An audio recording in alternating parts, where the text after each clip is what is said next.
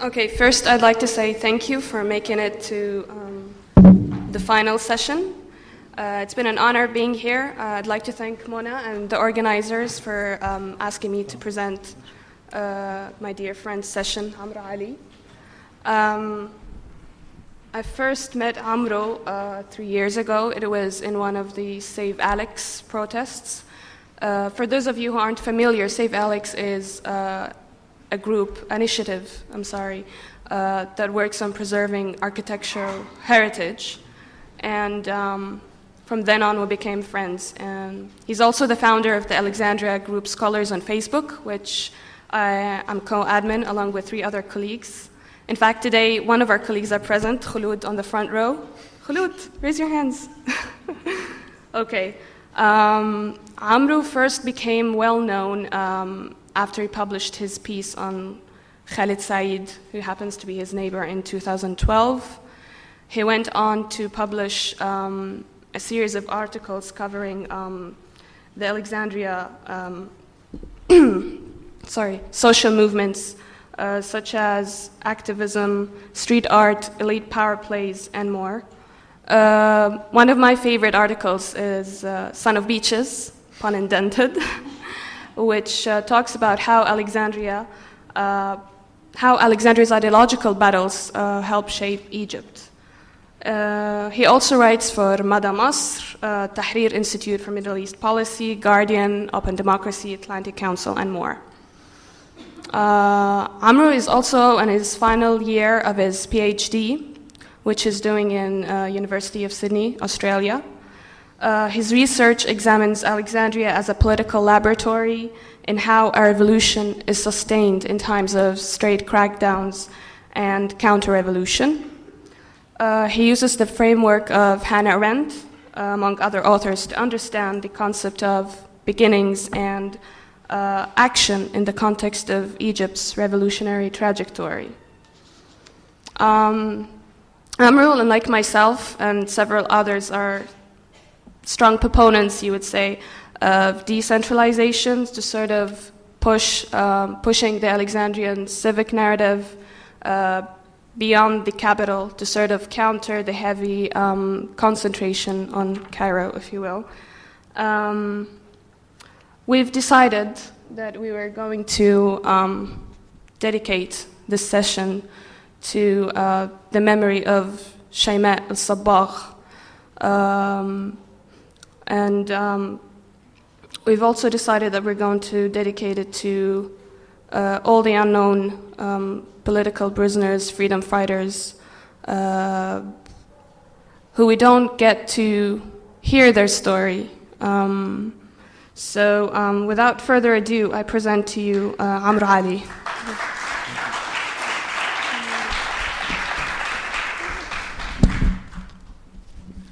Thank you, Magda. Thank you very much. That was very overwhelming. I have to warn you about Magda, though. She looks calm and collected and peaceful and all that, but she's quite well known on Alexandria streets for her revolutionary street cred. So if you ever bump into her on the streets, make sure you don't say the wrong thing, such as give the protest law a chance, or at least we're not Mesopotamia and Assyria. The outcome is rarely ever pretty. I would like to thank Mona, Yasmin, and Mada Masr for putting together this wonderful conference. It has been a great honor to be invited here to speak, and the conference has been a breakthrough and an array of visions and ideas, and I've learned so much from. And I never knew that there was so much complexities to the phenomenon of translation. But it does show you the power of language and the use and abuse of language and translation, and which is actually a staple of Egyptian history. In fact, on the eve of the 1952 coup, the free officers were gathered, and one of them started panicking and started tearing and was really worried that the plot will be foiled and they'll be arrested. And Nasser said to him, "There is no time for panicking. We must be on guard and be prepared for the unexpected." And the man calmed down, and when he gathered himself, he asked Nasser, "Why did you address me in English?" And Nasser laughed and replied, "Because Arabic is hardly a language to call for calm." But with the revolution, Ali sought. But I come from a political sociology background, and the way I understand translation is certainly linguistic, but also in this context, how a city is a form of representation in different languages and contexts. How a city translates itself into the local, national, and international platform. Alexandria is of personal and academic interest to me. What I often do is examine how Alexandrians react to events, the language that describes the city, the providential nationalism that shows up from time to time, the identity construction, and the changing notion of Alexandria to the state and to its own history. My awakening on this whole matter came about with the death of Khaled Said in June 2010, and apart from the fact that it was a brutal death and all that, but it was also how it was being narrated abroad. And when I say abroad, I just don't mean outside Egypt, but even to Cairo and that. And then I started to see the divergence and how popular culture and everything else has skewed the narratives that come out of Alexandria. Alexandria, from the start, is not an easy city to research. It's from within or about. Record keeping over the decades is almost non-existent. It's not one of its strengths. There is no institutional history or social history. So you often have to rely heavily on oral interviews. Oops. No. No. Oh, there it is. Okay, sure. The artist Taha Al-Karni painted this painting of revolutionary Alexandria in 2011, and it's a splendid image that captures the public freedom, public happiness, and public spirit of those 18 days. The city was no longer just free of the regime, but also free of the predefined constraints imposed on Alexandria. The burden of nostalgia and the political branding, which I will discuss soon. In the midst of the celebrations, there was a growing sense of alarm that Alexandria was being marginalized again. We have to remember what the world was like in Egypt in 2010, because in Alexandria it was quite extreme. You had the death of Khaled Said, you had the All Saints Church bombing at the end of that year, then you had the death of Bilal Said, and also the police repression was unprecedented, to the extent that the MB parliamentarian, or lawyer, shall I say, Subhi Salah said, it feels like we're under a foreign power. I wish they would just implement the emergency law. That would be great. The revolution was like a beginning or a second birth. The second birth, Hannah Arendt argues in The Human Condition and on revolution, can only occur when individuals enter the public sphere as citizens. Only then can equality and freedom appear. She further adds, it is in the very nature of beginning to carry with itself a measure of complete arbitrariness. Not only is it not bound into a reliable chain of cause and effect, a chain in which each effect immediately turns into the cause for future developments. The beginning has, as it were, nothing whatsoever to hold on to. It is as though it came out of nowhere in either time or space. In other words, humans come into this world as unique, distinct, and new individuals, a phenomenon that has never seen that individual exist before or will ever exist after. In the same manner, action creates unpredictable new combination in the world of politics. Action is closely related to natality because individuals, by acting in speech and deed, reenact the miracle of beginning that is inherent in their birth. So both birth and action can cause a breach and breakup of previously known and consistent patterns of cause and effect. That's why when someone says the revolution is dead, I want to ask what is dead about it. It's actually a process that has already stopped. It's irreversible. It's like going back in a time machine to 1793, 4 years after the French Revolution, and saying the French Revolution is dead. It's unfathomable. What is clear on the streets of Alexandria is that the revolution was also minimizing the effects, or shall I say, the Tahrir-centric narrative was minimizing all the other governorates and their stories. And to give you an example, and this is typical of Alexandrian insecurity, which they're very famous for. Bithynia Kamel was running for elections, for presidential elections, or she wanted to launch a bid in around April 2011. She came to Alexandria University and she said Alexandria started the revolution, and everyone stood up and applauded. When Shema al-Sabah was killed, on the Alexandrian internet, everyone was asking or saying, is she going to be buried in the capital? She should come back home, even though they didn't know her. So Alexandrians often measure themselves in relationship to other cities and countries in the world, basically. So providential nationalism plays a part, certainly. And what we've also seen is the centralization of the imaginary as well. So we've seen this obviously in the conference, but this is a byproduct of how we all think. And to look at one study, for example, looking at the Bassem Youssef show, for the year and a half it was televised, and no other governor was actually mentioned in that program except for Alexandria on 2 occasions, and that was when he was giving a shout out to Mehinur al-Masri, and when he was discussing when the movie a reference to Alexandria Why by Yusuf Shaheen. And this causes public anxiety, and there are 2 primary reasons it's actually that causes it. What I call the nostalgia Baltagaya, and I have to credit Gennaro, who actually came with that term.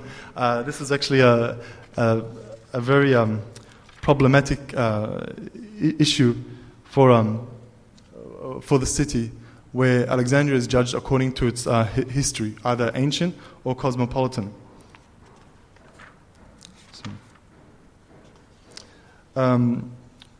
What we've seen over the past 2 decades has been a literature and a revival of cosmopolitan literature, very uncritical, that seeks to revive that past. And so you see this in billboards, the Alexandrian internet, the circulation of images, the return to monarchy discussions, the name of restaurants that have King Farouk motifs.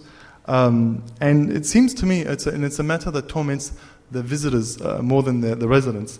I remember in the French embassy last year, a French consulate, where they were having their National Day. And a newly arrived Western diplomat asked me, tell me in less than 10 words, how does one survive in Alexandria? And I told him, never let nostalgia torment you nor overwhelm you. And it looks like he had a moment of epiphany just then.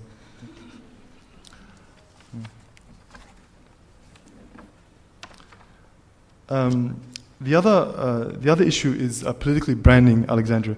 Over the past 60 years, there have been different ways that the state has treated Alexandria to suit political, ideological, and economic agendas. And I'll be discussing more of that very soon.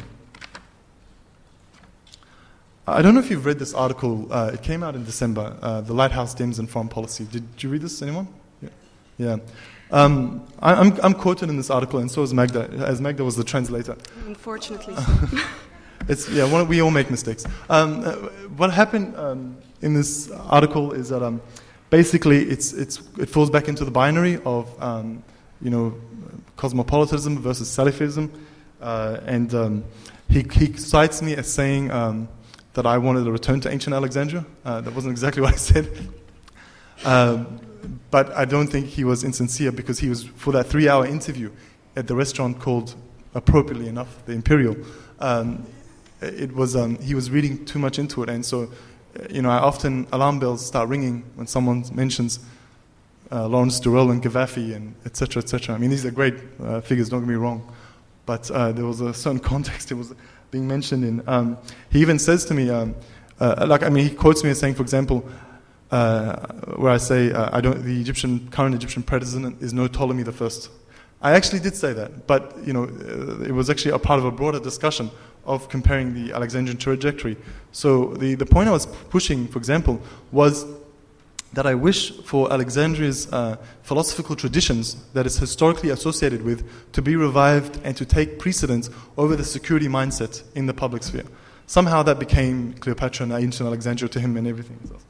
But I do believe the writer was sincere, because he's not an unusual one, despite the fact that it was a 3-hour interview. And this is really the curse of Alexandria, is that it exists in its own shadow. And if we look at the way it comes out in how the international news treats the city of Alexandria.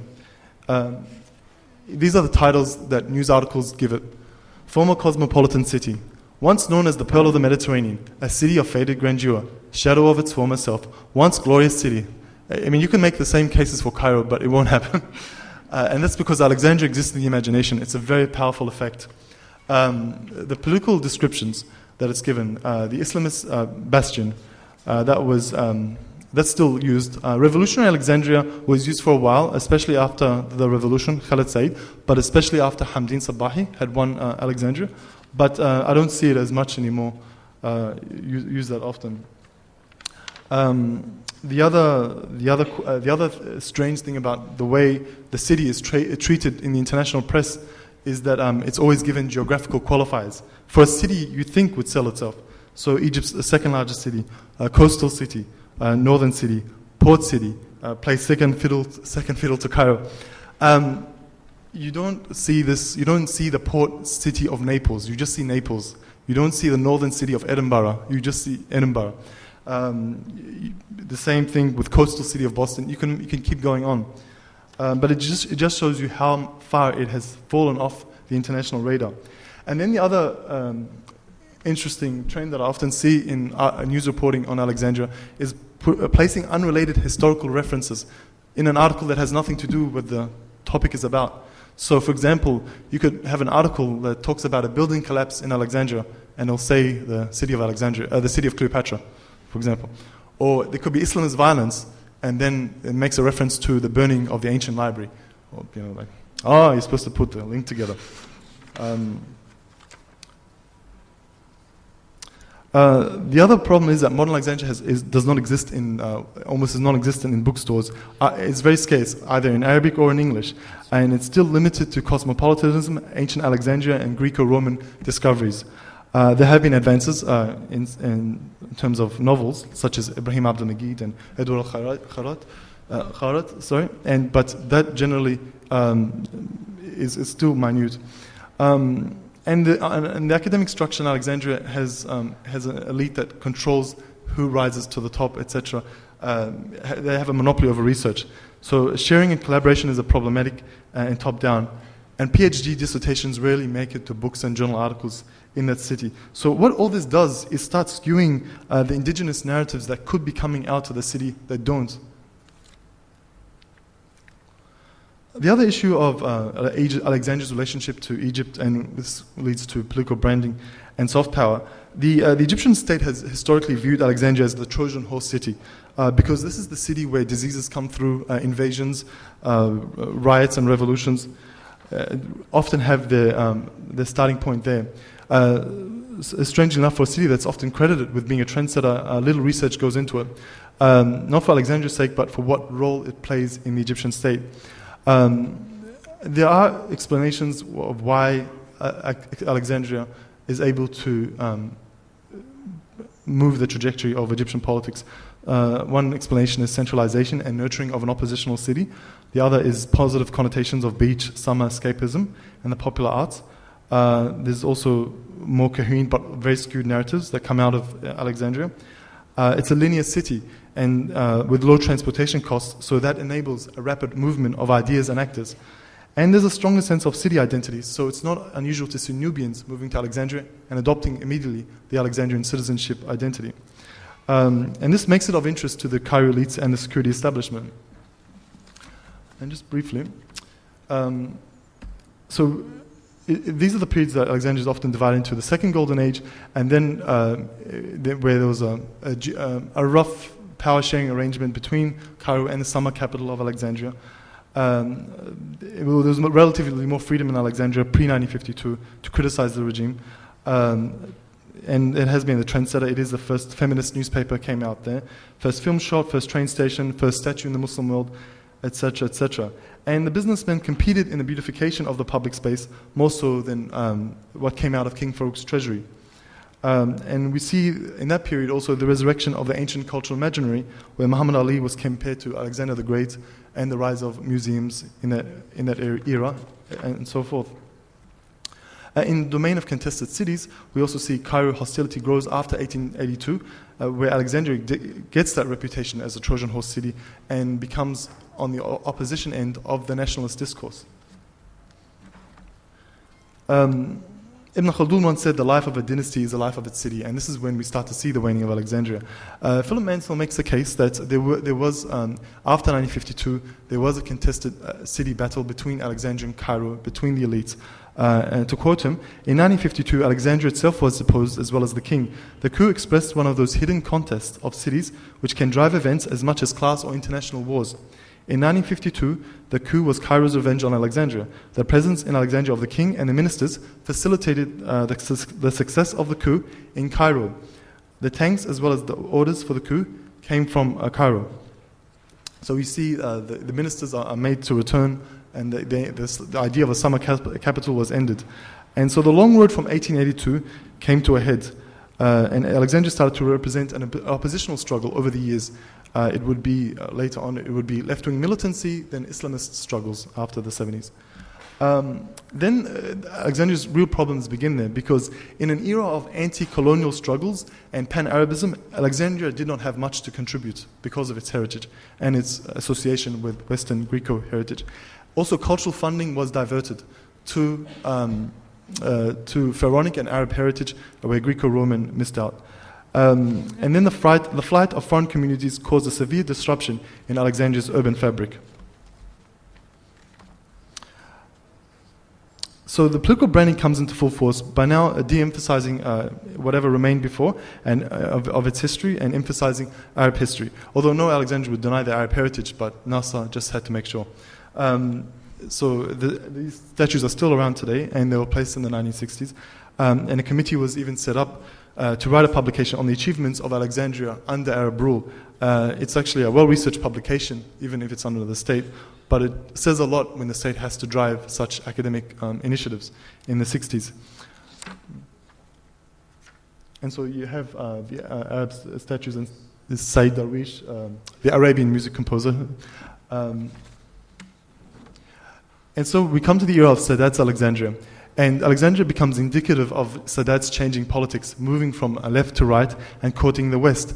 And Sadat's relationship with Alexandria is quite a peculiar one, because when he made the radio announcement in 1952, announcing the coup at 7 a.m. in the morning, the first institute to support the coup was Alexandria University. They sent a telegraph saying we support it, etc. And that's why it endeared him. And there was jubilation through the free officer ranks. And he gave Alexandria the title, I don't know if he gave it or he revived it, the City of Struggle, ever since then. So the Nixon visit in 1974 was symbolic, and it represents a break from the past, and people cheered for a reason on Alexandria streets. Partly, yes, many were paid or encouraged or bribed, but also the fact that they saw the city back on the map. I don't think they really loved Nixon, but you know. And a month later, I think they cursed him, he resigned. But Alexandria experiences the full brunt of the infitah, and given 80% of imports and exports came through these ports, it would make sense that the bread rights would also start there. Mubarak probably did the most for Alexandria, but he did it at a very high cost. The first symbolic visit was in 1984 to the Greco-Roman Museum. And that was a tradition that was revived since the King Farouk era, and that indicated the politics of Mubarak, because he knew, I don't think he knew, at least his advisors knew, that the Western world looks at Alexandria the way the Arab world looks at Cordoba in Spain. It fires up the imagination. Alexandria is the blueprint for Western civilization, and he wanted to milk it for all it's worth. So you start to see Hellenization of Alexandria in the 90s and 2000, and partly to counter Islamism as well. So there's to show another way of thinking. So there was a rise of Greco-Roman monuments and the Stanley Bridge, and the Bibliotheca Alexandrina was the crowning achievement. And also this was the period that coincided with the Greco-Roman discoveries, and elevated Mubarak's political legitimacy over Alexandria, or acquiring the Alexandria myth on the international stage. The privatization drive starts in the 1990s in Alexandria, and then there's a domino effect around the country after it starts there. And so Abdel Salam Mahgoub, made governor in 1997, struck an agreement with Alexandria's business community to beautify the public space, but this also turned out to be a privatization and the shrinking of the public space. There was no sense of community ownership when you see the plaques on bus shelters.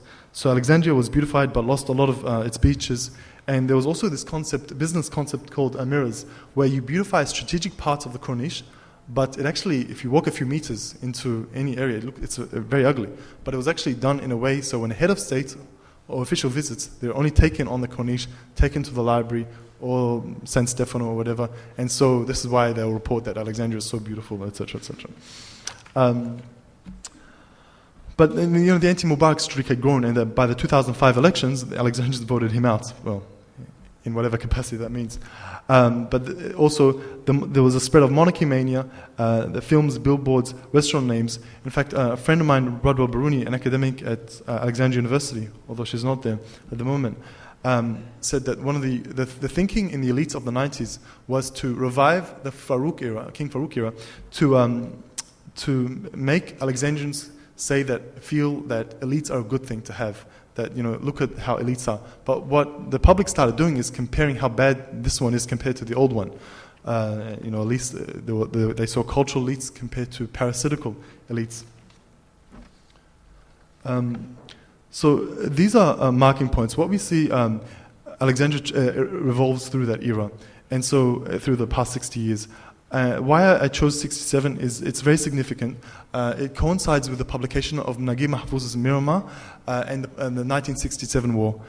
This was a coincidence, but it was very telling because Alexandria started to be seen as the redeemer, and it was very reflective in the novel of The Pension in Miramar, where there's a redemption and reconciliation and making peace with the past that comes across from the novel.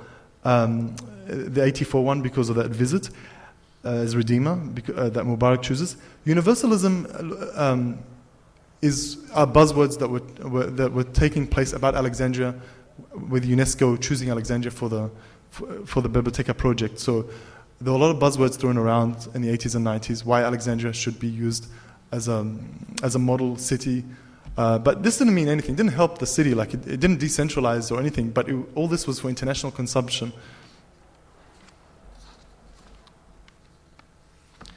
And also, finally, how much time is it? Okay. 15. Okay. And so, Alexandria's problems are also compounded by further matters, such as the lack of tourism that no longer go there, the brain drain that goes to the capital or outside Egypt, and it worsens the situation in the sense that there is no longer exposure to new ideas and people in Alexandria.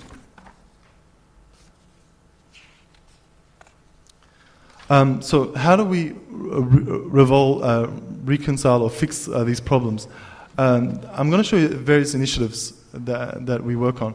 Well, this one is what myself and Magda, Alexandria Scholars Facebook group, Khulud, Sarah Abdelghani, and Mohammed Nabil work on. Basically, it's to push a civic narrative, a very different narrative of what's happening in Alexandria, to push new voices, new musicians, new artists, everything that falls outside the traditional stereotype of Alexandria, although we engage in that as well, of course. And also reconstructing Alexandrian social history by the simple fact of posting new documents, new photos, anything that would add value to what really is a forgotten history. And also we engage in events on a monthly basis. Sometimes it doesn't happen, but when we do, it often tries to get a wide section of people.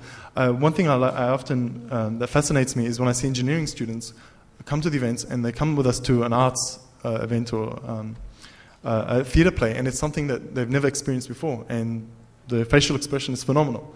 But they're actually one. And the School of Medicine is one that are really deprived of the liberal arts. The other one, heritage preservation. Save Alexandria does another way of translating its message to the world. It gets writers, often the writers approach them, and they engaged in discussions, because they have realized, and many of us have realized, the only way you can get authorities to move in the city is by pushing the issue onto the international spotlight.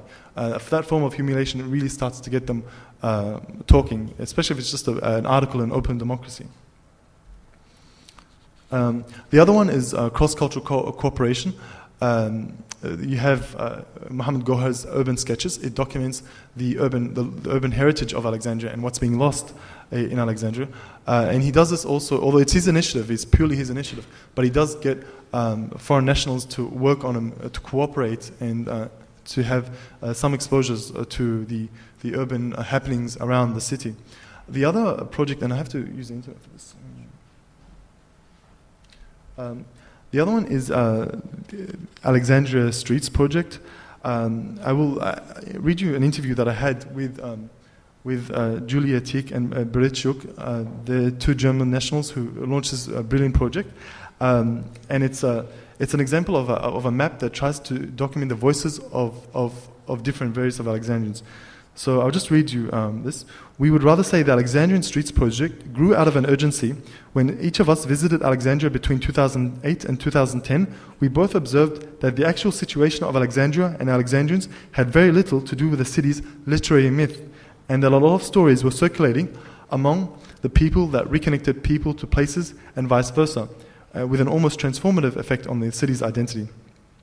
Starting from 2010, we therefore, both of them, Julia and Berit, met up with writers like Yusuf Zidane, the curator Bassem Al-Barouni, or the theatre maker Noura Amin, and they also dealt with Radio Tram.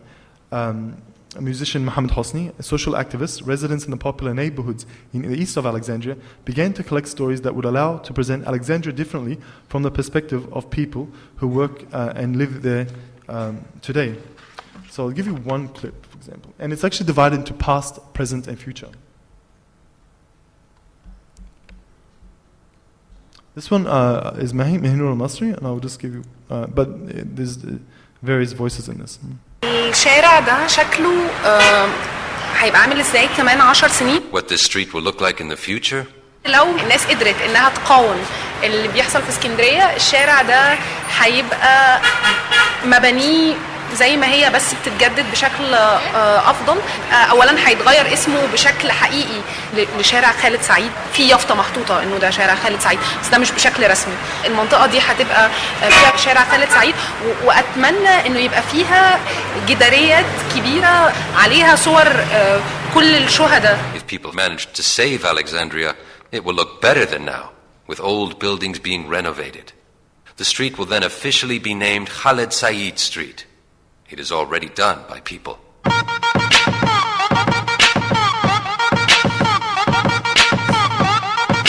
شارع خالد سعيد. Khaled Said Street. عملت ايه في حياتك؟ بلدك عملت لك ايه؟ مش ناوي تقول شويه من النوم اللي انت فيه؟ حرام نعيش حياتنا قبل نذل وهوان، حرام نعيش حياتنا. Ever since. الجرافيتي هو في الاول وفي الاخر مش حاجه، يعني مش حاجه سياحيه او حاجه اثريه او حاجه تاريخيه، هي حاجه في الاول وفي الاخر مرتبطه بالثوره. وعلشان كده السلطه نفسها كانت بتحارب الجرافيتي، بتحاول تمسحه طول الوقت. لانه انا بالنسبه لي كل ما بعدي مثلا هنا في كليوباترا وبشوف صوره خالد سعيد، انا بيتولد جوايا غضب ازيد بكتير. بفتكر اللحظات اللي احنا مرينا بيها، بيجي في دماغي صوره اطول شويه، يعني بيبتدي يجي في دماغي كل اللي الشرطه عذبتهم وماتوا، كل الناس اللي طلعت تهتف ضد تعذيب الشرطه، والبوليس كان بيقبض عليهم او بيضربهم او بيكردنهم بشكل او باخر. بيجي في دماغي الظلم. يعني انا بالنسبه لي المرتبط بالمدينه اكتر هيبقى عارف انه المنطقه دي المرسوم مثلا فيها الجرافيتي ده هي منطقه مرتبطه بنوع من انواع الظلم اللي كان واقع على اهالي المنطقه دي او على حتى الشعب ككل. فهو الموضوع مش بس ليه طابع فني جمالي. Graffiti is not a touristic thing. Alexandrians understand every graffiti on the wall. When Mahinur walks in the street and sees the Khaled Said stencils, she remembers not only him, she remembers the police, the people who died. It is the whole story of the revolution. هو ليه أكتر حاجة ليها دعوة باستمرار الثورة جوانا، إنه الثورة يعني طول ما في جرافيتي مرسوم بيطالب بمطالب ثورية بيفكرنا بأهداف الثورة، إحنا هنبقى بنقول للنظام ده إحنا عارفين كويس قوي إنك لسه ما سقطتش، إنه لسه في ظلم وإن إحنا هنكمل لغاية الآخر، إنه إحنا عمرنا ما هننسى شهدائنا، عمرنا ما هننسى مطالبنا وعمرنا ما هننسى احلامنا وان احنا مكملين. فهو نوع من انواع يعني الوقود لينا اكتر منه انه حاجه فنيه. ممكن تبقى بالنسبه للناس مش من اهالي المدينه او ما مروش بالثوره او. Okay, this was Mehnur, but obviously the others have the poets, the writer Khaled, and the voices from Radio Trum, and it has a good representation of people's voices in the city, and many of them are unknown as well. If we scroll down, actually, it's quite ingenious. They have there is nothing to see. If anyone's familiar with Alexandria's history, Lawrence Durrell came back in 1977 to do a documentary, a BBC documentary, on the 20-year anniversary of the Alexandria Quartet. And when he walked the streets, he said there was nothing to see, and other negative stuff. So this is like a counter argument by bringing out all these voices that would have existed at the time, but he ignored.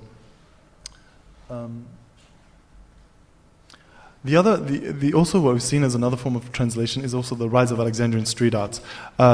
Interestingly enough, I was actually quite shocked when I saw a Roman centurion used by Alexandrian activists and artists at the bottom there.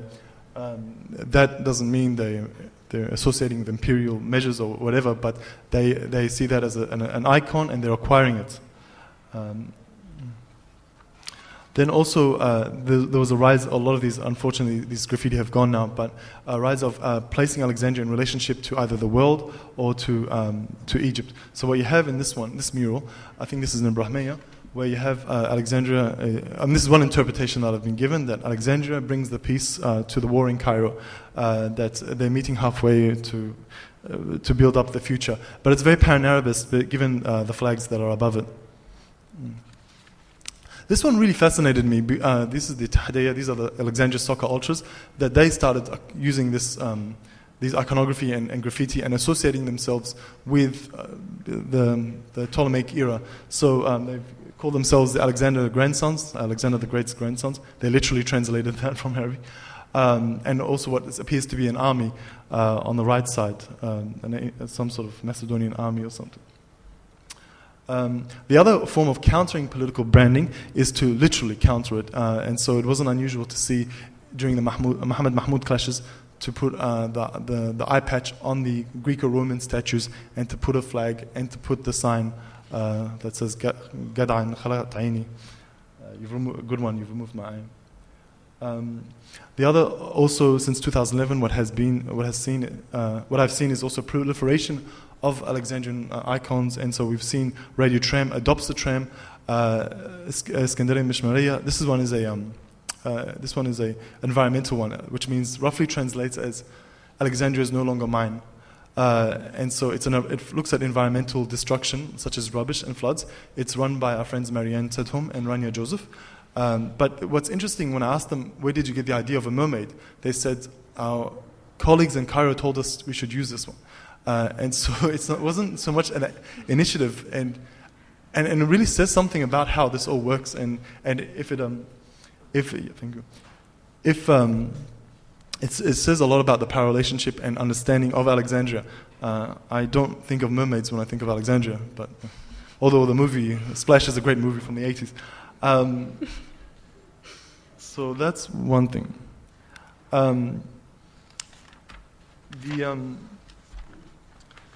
So what we've seen in responding to political branding and the cosmopolitanism, what was the joke? Islamia, cosmopolitania. This is becoming like a cult in a way. Is how to counter that, and is to actually engage in it, acquire these symbols, and rewrite it so it fits the narrative of the people, the inhabitants of that city, and push it abroad. And this is what I've seen over the past 4 years. The other thing is the translation, as I said, it's not just the Alexandrians who are initiating. A lot of it comes from abroad. So I often see, institutionally, I see a lot of Germans involved in this translation phenomenon. Italians especially, but in an informal sense, either freelancing or journalists. They've taken this up very, it's almost spiritually to see an associated city revive. So I'm going to thank you for that, but I just want to say one thing. It is International Women's Day, and as as Magda brought up, we are commemorating this to Shema. Microphone, sorry. My apologies. And one of the, I never knew Shema personally, but we share a lot of friends who knew her personally, and until this day they're still in heartache. 40 days have just passed since her passing away.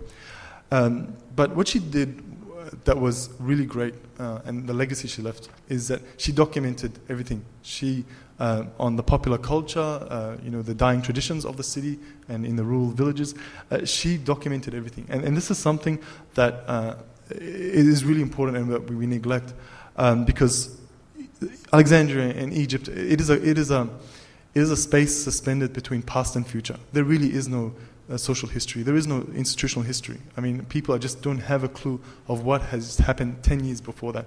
I mean, people think the revolution was caused by the Brotherhood, and it's not unusual to meet people who think like that. So memorialization is also important, and it's not the end, but the continuation of a struggle. Because if we don't succeed, or whatever our definition of success is not, the next generation picks up from that. And that is why importantly that we document, write everything, and let history take care of the rest. Thank you very much.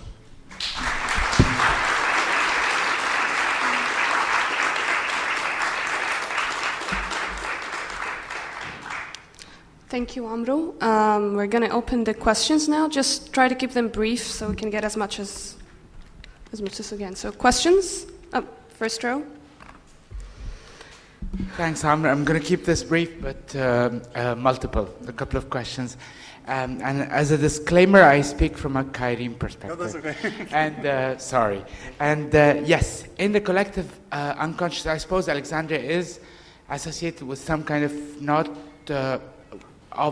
if not nostalgia per se, but yeah, that dream of cosmopolitanism, the possibility of cohabitation, diversity, multiplicity, various layers, etc. I mean, why is that something that needs to be engaged with as a negativity and not vice versa? I mean, you speak about this in terms of nostalgia only, in terms of going back to the past only. Why is it something that those initiatives want to tackle from only a negative perspective? The other thing I wanted to ask you about is when you spoke about Alexandrians measuring themselves up or down against other Egyptians, and you yourself referred to Alexandria as a citizenship and identity. What's the source of that? Where does that come from, that Alexandria is a citizenship or an identity by itself? I use that based on an interview I had with Ala Khalid. That it's a very loosely defined term. There was the mic. I use that based on an interview with Ala Khalid. It's a very loose term. I don't use that in any formal sense, but there is a concept that's always been historically associated with Alexandria as a space of citizens, that not racial, not born. So if you walk into the space, you'll become an Alexandrian. That's how it's understood. This is actually there was actually a term that was used in ancient times. In fact, the Roman Senate actually gave privileges to non-Egyptian citizens so they can dilute the power of the Alexandrian citizenship. So it's something that's played up. Now, this is just something that's imaginary. I don't go around thinking I'm an Alexandrian citizen. Yeah. Okay, sorry. Okay. Yeah. The other thing, the phenomenon I find, I mean, I'll tell you something. Hisham Salam at Jadaliyah once said that he finds of all the migrants who move to Cairo, the most problematic are the Alexandrians, because they can never let go of their roots, and they can never identify they always have to juxtaposition Alexandria with Cairo, or with Egypt. So the conversation often goes like this, أنا من اسكندرية أساسا أصلا عايش بقالي 5 سنين في مصر. I'm from Alexandria, but I've lived here. So it's Nubians and other Saidas, Falahin don't do this when they come here. And interestingly enough, when I look at the Nubian community, which I have an interest in Alexandria.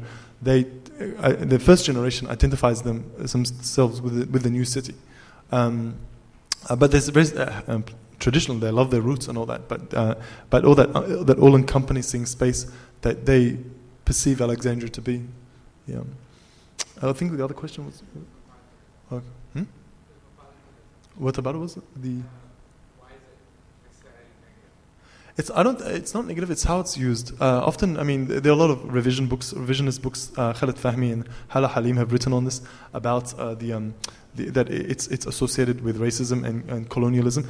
I believe there is some argument to that, but I don't believe. I mean, I'm against what Nasser did in the 50s. He really, like, if the people, the Egyptians I interviewed today about that episode, they described the tears in their faces while they were leaving the building. This really disrupted the fabric. Cairo, it happened in Cairo as well, but it wasn't so bad because Cairo has strong institutions relative to Alexandria. You have the AUC. We don't have equivalents like that in Alexandria. So there was always some form of cosmopolitanism going on. That's why I say, the way I look at cosmopolitanism today in Alexandria, is the best thing that's ever happened to Alexandria is Assyrians who've come to Alexandria. They've helped break the homogeneous nature of the city by introducing not just the new cuisines and all that stuff, but the pleasant dialect in the air, the humility in the social spaces, I get boring. It gets boring looking at the same sort of person and hearing the same person every day.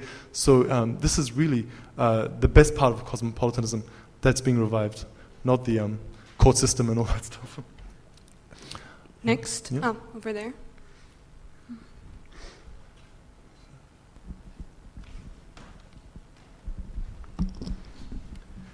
Thank you very much, and I'm trying to look at Alexandria as an independent entity, or whether it has a specific clear-cut identity in light of some of the writers, for instance, E.M. Forrester in his book, Alexandria, A History and a Guide.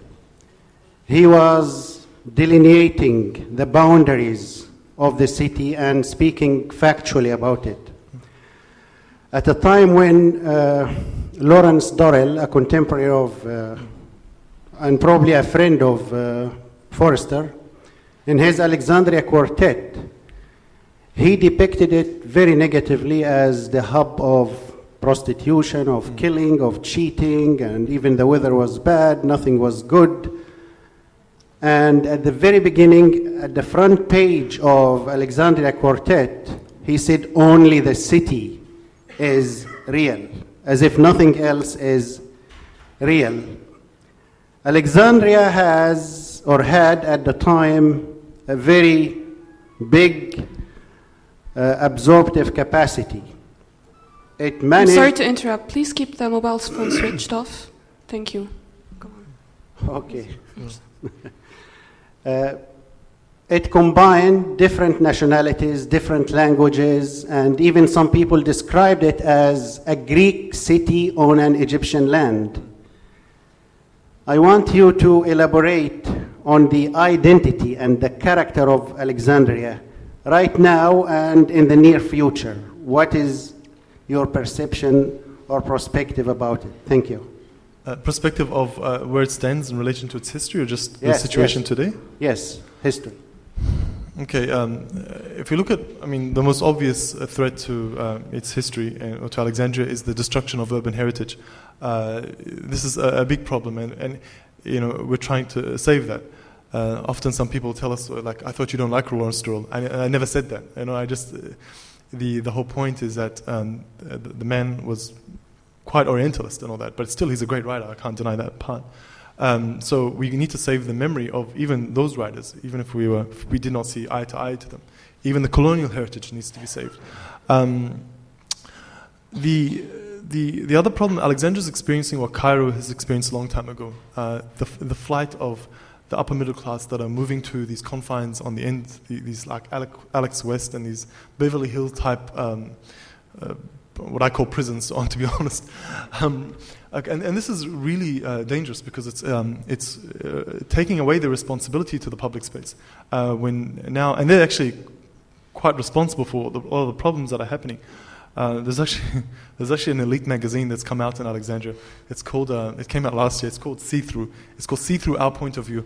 If you really want to see how bad the situation is with the city's elites, read this magazine. It's in English, very bad English, and they have a Facebook page, See Through, THRU.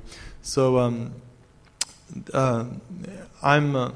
I'm very concerned about the city. I'm also recently, and just to show you how there is no consultation happening at all.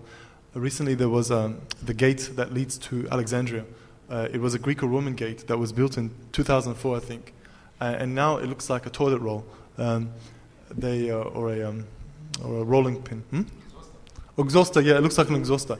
And you're thinking, I mean, are we that bad? Or I mean, not we, but like there is no imagination, there is no respect. It's almost like someone saw something on a catalog and said, "Oh, let's do this." You know. In fact, there are statues made by the company Stanley, and another way of countering political branding is by defacing these statues. These statues are so ugly. These are Greco-Roman statues, by the way. They're so ugly I could not put them on the slides, just because I respect you a lot, you know. But it's just really problematic of the political imagination or lack of it that exists across Egypt too. There is a new governor now. Many are optimistic, besides the ones who find him attractive and all that. But if we move on beyond that conversation, believe me, it's a big conversation in Alexandria.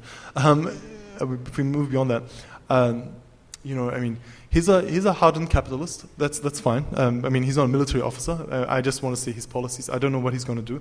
I don't know how much power he has, because the problem with the governor is not with the governor; it's with the governorate.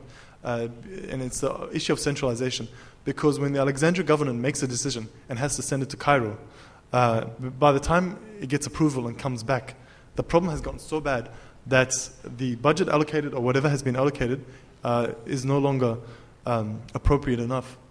So I just have to say, you know, we just have to keep pushing on every day, and you know, and I'm optimistic, by the way. I have to be. Okay, next, over there.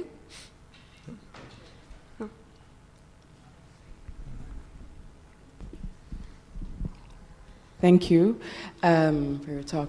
So you were saying earlier that Alexandria became the governorate model of the free market economy. Yeah. And so I just wanted you to elaborate on that and where you also sort of mark that as happening, the starting point. Yeah. It would definitely be 1997 when Mahgoub was put as governor. What happened in Alexandria is not unusual to the rest of the world, because in the neoliberal age, port cities became in vogue again. It was flexible for neoliberal trade, and we see the same thing in Morocco as well. With 10 years, it becomes revitalized and done up. It's not happening in Casablanca or in Rabat. It's happening in 10 years. 10 years, I don't know how to pronounce. Sorry. That was so. And Alexandria often is seen as a political laboratory. Historically and economically, you usually start something there, and if it kicks off, you take it to Cairo. So the first film industry started in Alexandria, but it didn't stay there. It moved on to Cairo because the market is bigger. It makes sense to move here. And so Alexandria, what you saw, the key, I would say, privatization. The best example and the earliest one would be the rubbish industry. That was privatized, and when that worked, however they define as worked, all the other governorates started copying the same idea of privatizing the rubbish industry. But Alexandria just became this, because you have more public spaces in Cairo than you do in Alexandria. It's only the corniche that you really have, and when you take that away, you really, suffocate the public space. I'll give you an example. Khaled Said, when he was a teenager, he used to like flying kites on the beach. Years had passed, and the beach that he liked to go to was no longer there. But he was an example of a lot of people who start to withdraw into themselves, go into do drugs or religious extremism. I remember the only place, and this is in the late 90s, when the Smuha, in the suburb of Smuha, there was a mall that was being built called Zahran Mall. It was still, it had been built, but that area was still being developed. But there were a lot of areas that the youth can go to, like very shady areas and very like open music events. But this was not permanent. But the fact of the matter is that they have to seek out sites that are still under construction to be able to have a normal social life or whatever, away from the eyes of their parents and all that. Yeah. So. Okay, are there any more questions? No? Okay. Then I think I have to thank Amro, and we'll wrap it up, and I give it to you, Mona, for the closing address. Oh, Yasmin then. Okay, Yasmin al-Rafai. Big round of applause to Mona and Yasmin and Madam Asr.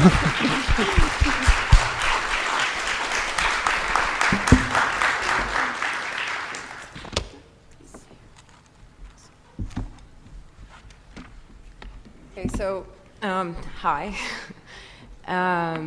Don't worry, I'm not going to keep us here for much longer.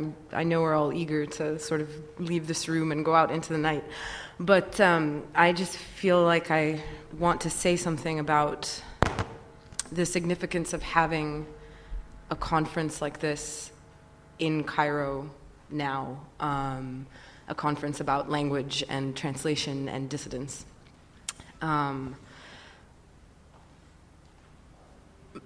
Because of the crackdown, many groups and collectives that had formed, whether formally or spontaneously or in reaction to something or in a state of emergency, found themselves at different points having to disband, whether suddenly or sort of slowly, having to withdraw and stop their activities. And more than that, there's been a diminishing of the kind of spaces where people could come together and discuss the events that had happened, the events that were happening around us. And all this has led to a state of sort of atomization, I think, and Sameh at the opening of this conference had talked about the collective trauma of the Egyptian revolution and its aftermath or continuation, however you want to speak of it.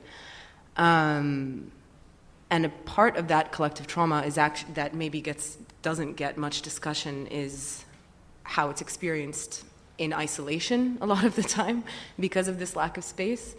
And the conference in the last few days before I talk about what the conference has made me think of directly, I think it's important to also acknowledge, and this ties into what Shireen Sekhali was talking about in referencing the limitations of this, the idea of nahda and awakening in looking at events in the region and how it sort of tends to imply that the rest of the time we're asleep, which is far from the case, because even if there's been an atomization and a wiping out of collective action in some ways, that is not an absolute, and people, whether as individuals or as ongoing groups, have continued to sort of translate their experiences of the last few years into new projects, be they art, literature, film, the incredible projects that human rights workers and organizations continue to put forward in Egypt under these very strangled circumstances. So it's important to remember that we are by no means asleep. And also the conference has made me think a lot about the way that we as people who have experienced, who reflect on or think about or write about the events of the last few years and ongoing events, how we talk to each other. So not how we talk to, the world at large or the public or what we write on our blogs or in articles, but how we actually communicate with one another. And I found myself surprised when I was on the journalism panel on the first day, and I was surprised by the difficulty that I had in using the word coup to refer to what had happened in 2013, to actually say it out loud in a microphone at a conference in Egypt, and I thought about how different that would have been somewhere else, and it really surprised me because a lot of times we maybe focus on dealing with fear and constraint when it comes to straightforward political activity or political expression. But there's an equally important and equally dangerous constraint that we suffer in our internal communications and our communications amongst one another. So in that light, it's been very refreshing and very enlivening and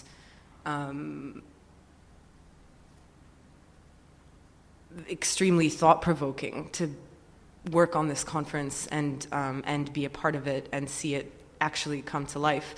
And so on that note, I'll go on to my several thanks that I want to make.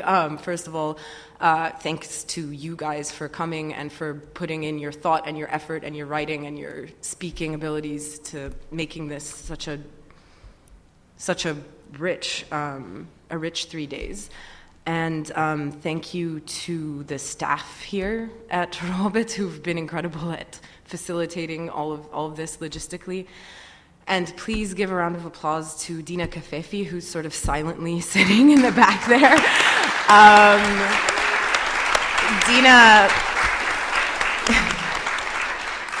Dina has been almost single-handedly in charge of all of the logistics to do with this conference and has done an incredible job despite falling, unfortunately, quite ill at the inauguration of this. So thank you. And finally, of course, to the interpreters for doing an amazing job, and one crucial to the spirit of the conference. And yeah, thank you. And finally, and by way of bringing you up here, thank you to Mona for the concept, for bringing me on board, for being incredible.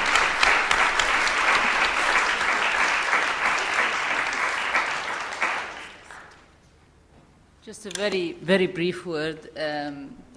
Yasmin has done all the thanks, so I don't need to repeat them. But the remit of this conference and of the whole research project that I'm working on, the official remit, has been to draw attention to the political import of translation, narrowly conceived, and the way in which all the protest movements, including the revolution in Egypt, are heavily, heavily mediated by various types of translational acts. Although at one level, the point was to draw attention to this, and I'm glad that I think people are beginning to engage with it. At another level, as we were getting close to the conference and the political landscape in Egypt was changing quite radically, I was very, very grateful for the fact that most people think of translation in that stupid, limited way. And that the authorities probably thought, a conference on translation really can't possibly do much harm. And that kind of was our saving grace, as it were, because I heard from various people that the last 2 or 3 days before the conference started, so the largest number of registrations, and I was thinking, are people mad? They're leaving it to the very last minute to register. And I heard from various people that they didn't really think it was going to happen. It can't happen at this moment in time in Egypt. It happened partly because of that stupid idea of translation being a silly little technical thing that can't possibly do much harm, but very, very largely because of the efforts of Dina and Townhouse, for which I'm very, very grateful, the amount of negotiation of the political situation that went on in the background, and I can't pretend to get my head around the various things that were done and why they were done and how that negotiation proceeded, including I mentioned that already, but a lot of people weren't there, the very obvious mistranslation of the title of the conference for very, very, very real pragmatic reasons. All that was really with the advice and huge interventions on the part of Townhouse and Dina, so it only happened because of that, and I'm very grateful. Just to remind you, because some of you weren't there at the beginning, that the videos that have been taken of all the plenaries and the workshop will be available on the website. You all know the conference website. As soon as we can make it, but hopefully not later than a couple of weeks or so. Also, a copy of the program, if you didn't manage to get a copy because the numbers exceeded our expectations and we didn't obviously print enough programs, a copy of the program will be downloadable from the website. So thank you, and I hope that we will have other ways. I know that this has been an important event for connecting. We can't keep repeating the same types of platforms. We have to think of new types of platforms in future. And so I hope that, not necessarily another conference in Egypt, in Town House, but I hope we can think of other ways in which we can keep that conversation going, whether in Egypt or elsewhere, preferably in Egypt, because not everybody can travel to Berlin or London or whatever, so we have to think of new ways of doing it. And thank you.